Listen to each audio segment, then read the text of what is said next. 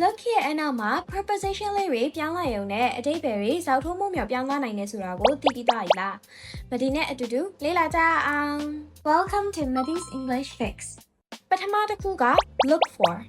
for ကကြတော့ပြောင်းနေတာဒါမှမဟုတ်လိုချင်တာကိုရှာဖွေတာပါဥပမာ I'm looking for my pencil ကျမခဲတံကိုရှာနေတာပါရှင်ဒုတိယတစ်ခုကကြတော့ look after ကကြတော့ကြည့်ရှုစောင့်ရှောက်တာဂရုစိုက်တာပါဥပမာ look after your health ကျန်းမာရေးကိုဂရုစိုက်ပါနော်တတိယတစ်ခုကကြတော့ look forward to ကကြတော့တစ်ခုခုဖြစ်လာဖို့ဝမ်းသာအားရမျှော်လင့်နေတာပါဥပမာ I look forward to seeing you ကျမရှင်နဲ့တွေ့ရဖို့မျှော်လင့်နေပါတယ်ရှင်